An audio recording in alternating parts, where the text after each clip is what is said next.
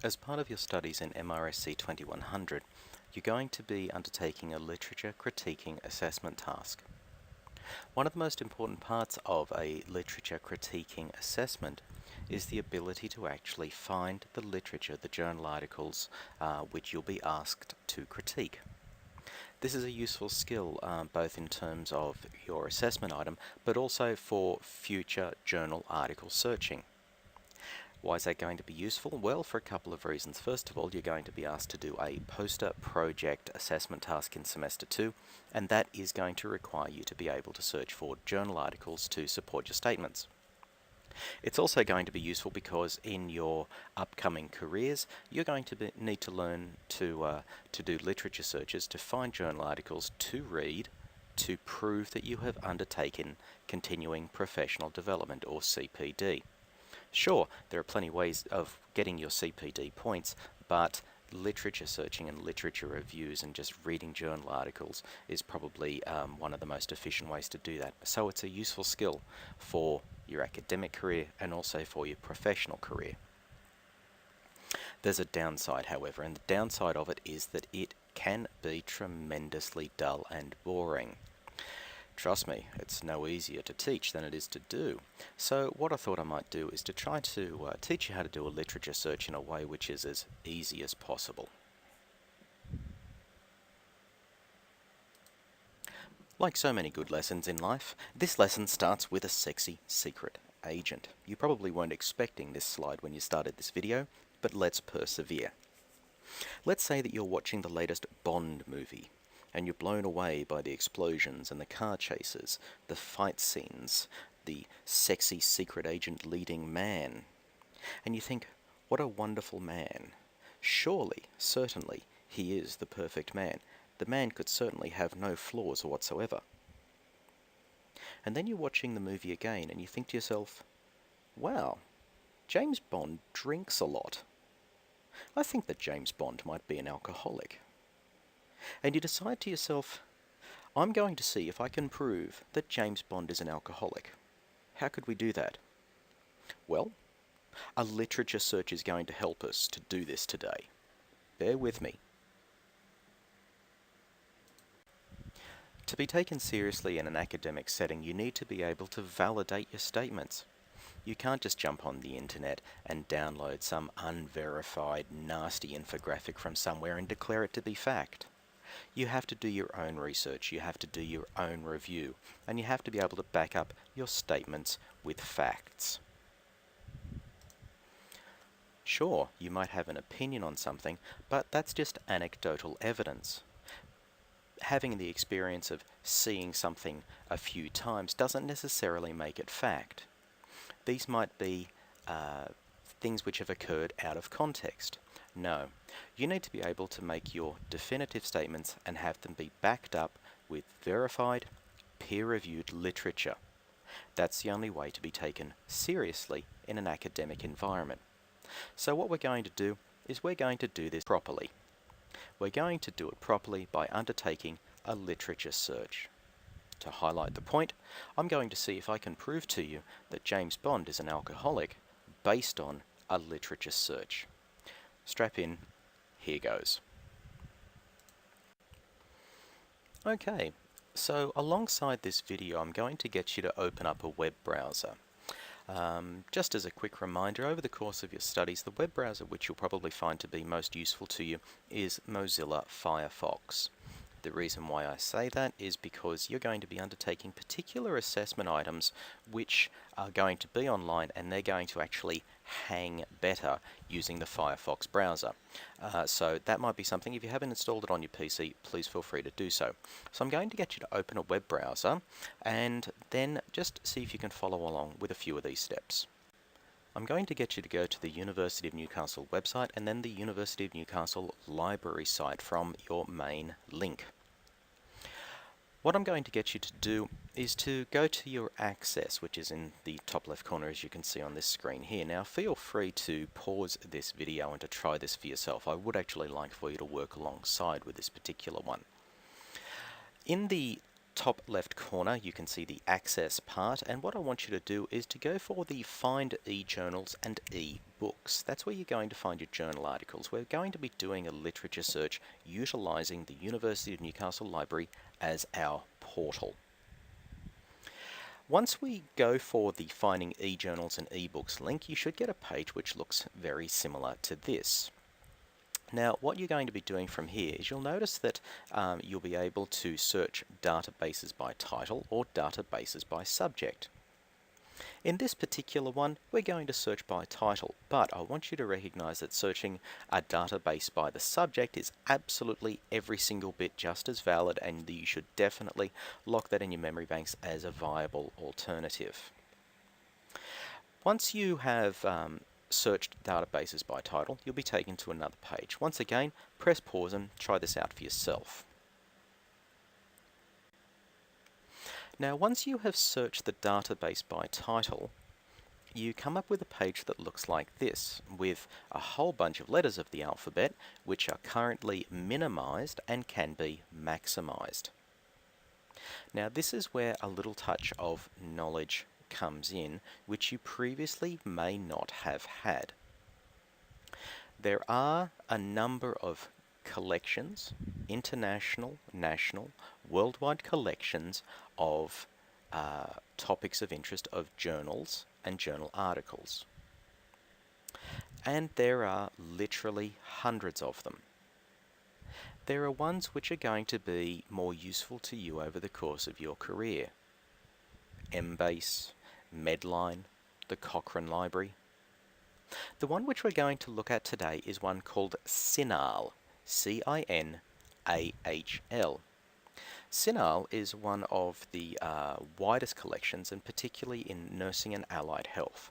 So we're going to, once again, click on that part of the web page. We're going to click on the letter C, and we're going to expand that out and search for the cinahl library. Once again, press pause and try this for yourself. Once we expand out that section, you can see that there are hundreds and hundreds of different journals and collections of journals. And you can see halfway down the page, cinahl complete. Once again, it covers nursing and allied health. That's where we're going to search today.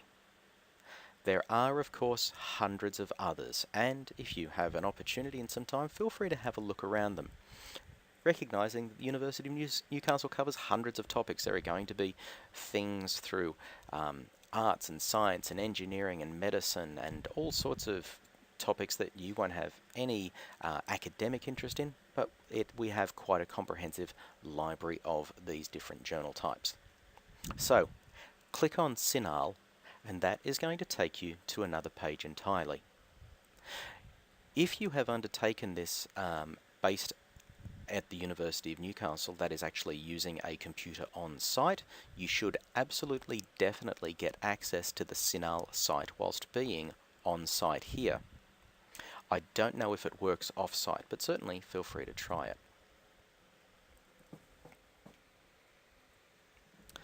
And this brings us to the cinahl webpage.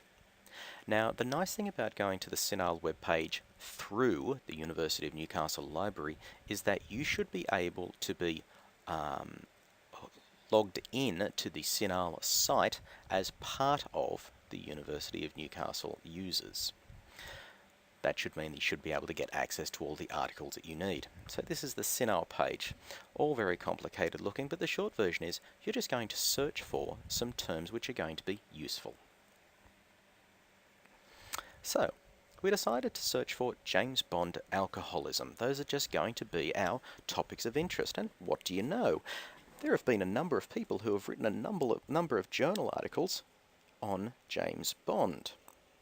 That second one looks like it might be a fairly useful link. Shaken not stirred. Did James Bond have an alcohol problem? So we're going to do that.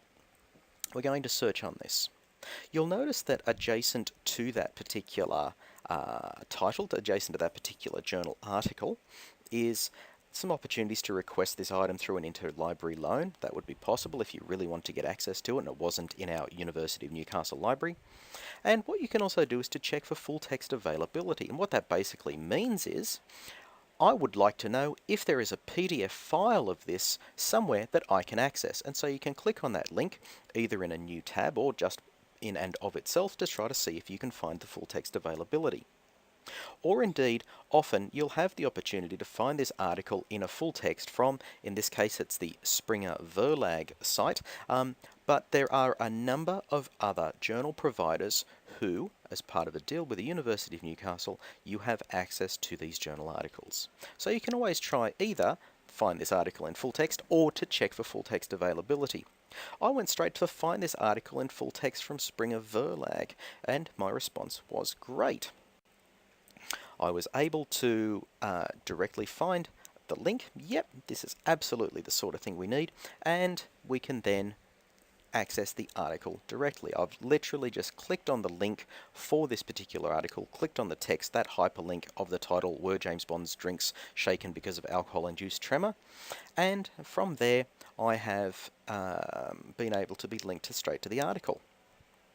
Now, what you can also do is you could click on this more, and what that does is to activate a little drop-up box or pop-up box which talks about which journal article it was in, what date, volumes, issues, pages, and so forth. Very handy for referencing, but also quite useful in terms of giving you the subject terms. These subject terms enable you to search for keywords later on in the piece. So we might write those search terms down for later use. They might be handy if we wanted to find other resources about, for example, alcoholism. So then we find the full article. And the article, as you can see, has got this BMJ written up there. That's a British medical journal, a surprisingly prestigious journal based out of the UK. And you can also see that it has got the link to it there. It has got the author, when it was accepted, and indeed the abstract for it. So what we've been able to do is to find the full article. The best part about clicking on this link is this wonderful part here, downloading PDF, which enables us to download the PDF file of that entire article and to read it in our own time on our own PC rather than needing internet access at any particular point. So it's always quite useful when we search for a journal article to find the full article.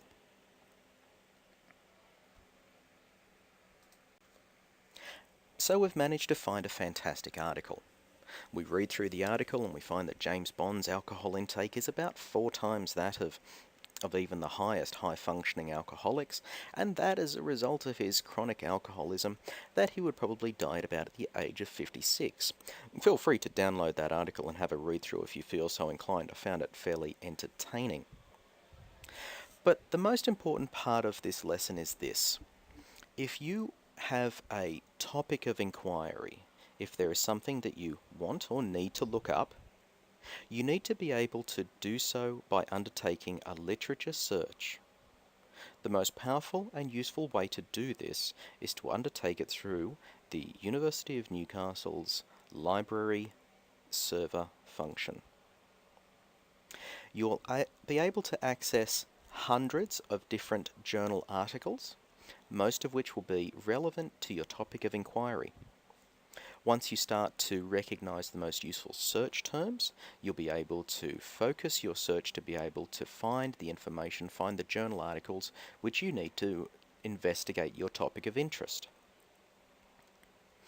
When you undertake your poster project next semester, being able to find supporting journal articles is going to be a powerful thing.